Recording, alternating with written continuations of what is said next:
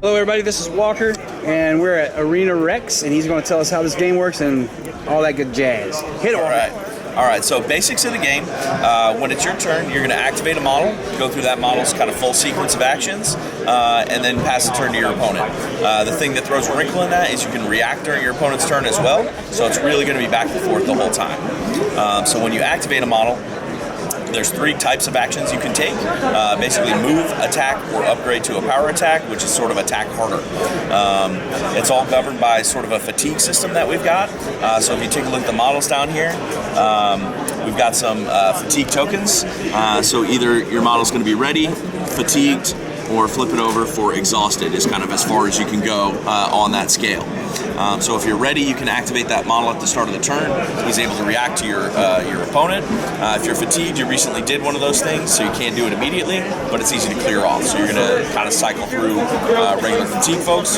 If you push all the way to exhausted, that's kind of your risk-reward position where you're suffering combat penalties. It's a little bit harder to get rid of, but you get the extra action out of that. So the game's very positional. It's all about pushing people into kind of pits, spikes, lions, whatever you can find around the arena to sort of accelerate your damage. A push is always going to be directly away from you, so it's very positional in that way. Everybody's got a 360 melee arc though, and a 1-inch range, so you got a lot of flexibility in the positioning in terms of what you're trying to plan out on your opponent. It's all open information, so you can pre-measure whatever you want. We really want people to just make decisions and not guesses. So where would we go to get the rules? ArenaRex.com. We've got the full rules as a PDF on the website. And they're free, or they're free? Yep. Free? How many models do you need to play? A demo and starter set, we usually recommend kind of 3 as an intro, okay. But a full-size game is like 5 or 6 models on the side.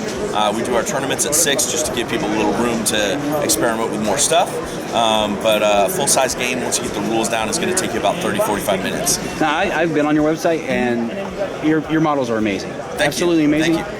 I'm intimidated. Mm-hmm. I'll be truthful about learning a new game. Sure. Do you guys have a lot of support with that? Yeah, so we've got, there have been a couple videos that different folks have done as kind of a learn to play. We haven't put one together ourselves because most of those are pretty straightforward. But once people kind of experience the game, get a demo of the game, then it sticks pretty well. The core game rules, once you've got those in your head, all you need to bring around with you are the cards. You don't really need to reference the rule book a whole lot. Once you've got that kind of core rules flow down, and that's going to take you like 2 or 3 games, maybe at the outside. I'm going to get a close-up of these models. I'm going to try to. Can I move the pillars? Yeah, absolutely. Look at that guy. They are a little bit bigger than your average Age of Sigmar model, but they are so pretty. Yeah, the sculpts are really good. I would say our average scale is probably around 40 millimeter. Yeah. We were originally shooting for like a 35 millimeter true scale. There's a little bit of creep in that. All our stuff is traditionally sculpted. So none of it's 3D sculpt, it's all traditional sculpting. So there's a little bit of flex in that just based on what the artist is doing. And we leave a lot of that up to the artist to let them, kind of scale it as they need it to get the real detail that they need in there. I also like that there's a little bit of historic content in there. This guy looks really Roman. Yeah, he's Romanesque. Yep. So our world is kind of an alternate history mixed with a bit of mythology. So our world, the Second Triumvirate, never forms. They all kind of break out and do their own thing, and that forms a couple of the major factions that we've got. So we've got what remains of the Roman Republic. We've got kind of Octavian Gallo-Roman Empire. It takes on kind of an Arthurian vibe as well at times. Antonian Egypt. With all that, we've also got kind of a Viking Native American blend, and then our most recent faction is the Helleniki. Our Greeks recently got their independence for what remains of the Roman Republic in our world.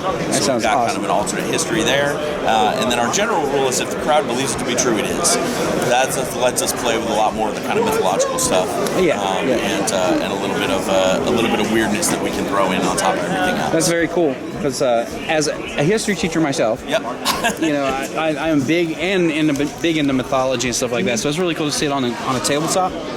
Guys, this is cool. This is very cool. I actually think I'm going to get some models because Chris was saying that he got some a couple years ago and he doesn't have anybody to play with. So, all right.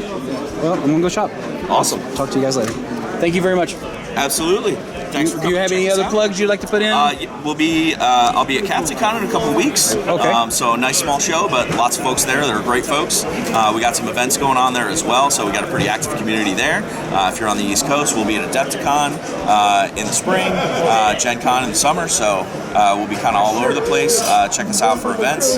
Check out the booth, check out the minis, and arenarex.com in the meantime if you can't find anything to go to. Sounds good. Thanks for your time, man. Great, thank you.